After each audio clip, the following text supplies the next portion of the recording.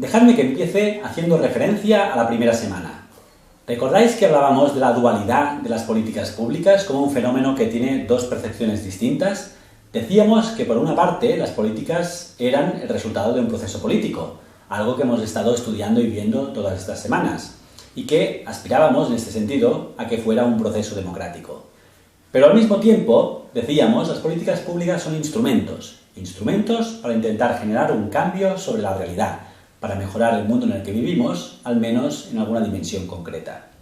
En la sesión de hoy nos situamos ante esta naturaleza instrumental de las políticas públicas.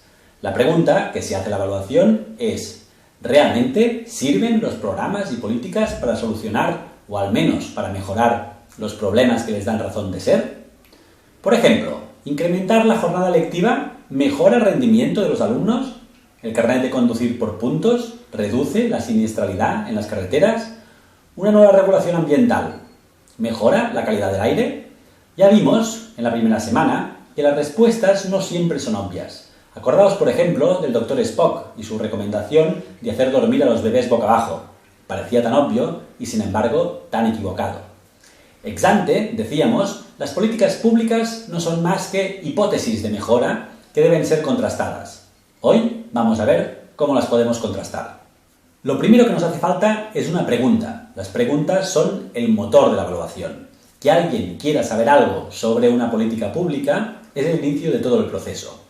Alguien dijo, no recuerdo exactamente quién, que los verdaderos genios son aquellos que encuentran una respuesta antes de que nadie se haya planteado la pregunta. Pero, lamentablemente, estos son solo los verdaderos genios. Todos los demás necesitamos, normalmente, una pregunta para activar el proceso de respuesta, también para guiar el proceso de respuesta. Sin menoscabo que después, a lo largo del proceso, quizás surjan nuevas preguntas y respuestas inesperadas más interesantes que la pregunta inicial.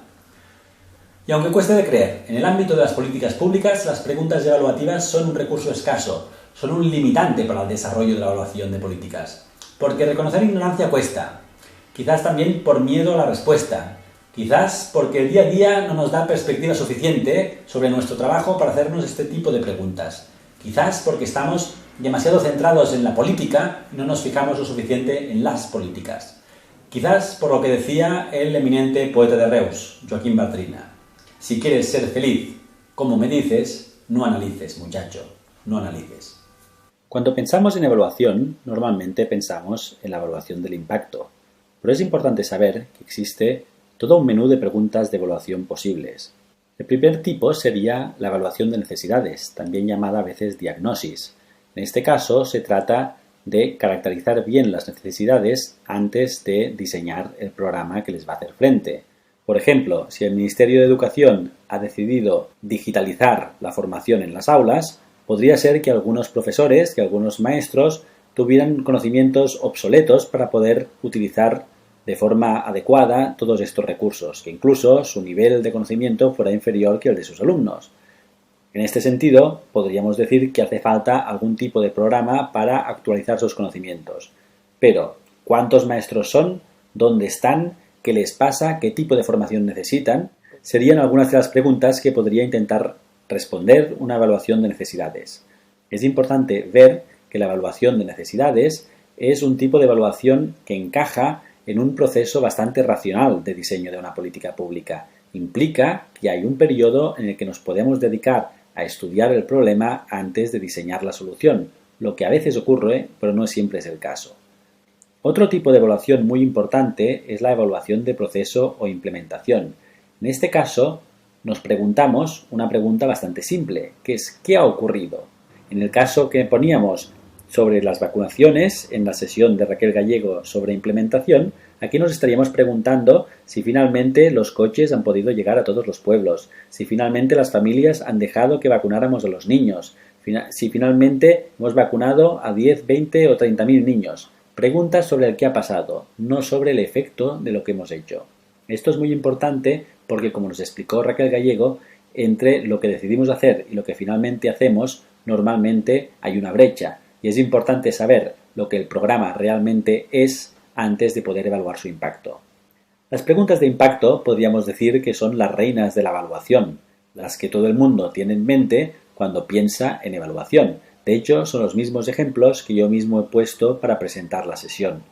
Un programa para reducir las esperas en las salas de urgencia de los hospitales realmente reduce las esperas. Un programa para intentar que se reduzcan los embarazos adolescentes realmente consigue reducir los embarazos adolescentes. Es donde nos preguntamos si el programa ha tenido algún tipo de efecto sobre el problema, sobre las necesidades que le dieron razón de ser.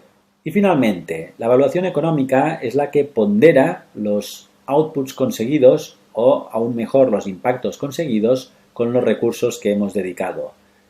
Esta cuestión es muy importante porque no es suficiente con que un programa haya tenido impactos para justificar su existencia. Imaginemos, por ejemplo, que el programa de vacunaciones ha costado, pongamos, 5 millones de dólares y que con estos 5 millones de dólares hemos conseguido reducir la mortalidad infantil, pongamos, en un punto porcentual en esta región, lo que implicaría 3 vidas de niños. Nos puede parecer violento poner en la misma balanza 5 millones de dólares y 3 vidas de niños, pero debemos hacerlo, porque la cuestión no es si las 3 vidas de estos niños valían 5 millones de dólares, sino si con este mismo dinero no podríamos haber hecho algo que hubiera salvado la vida de muchos más niños. Esta es la idea de la evaluación económica, ponderar lo conseguido con los inputs, con lo que ha costado tirar adelante el programa. Por lo tanto, ya lo veis, el menú es amplio. De todas maneras, en esta sesión nos vamos a centrar fundamentalmente en la evaluación de impacto.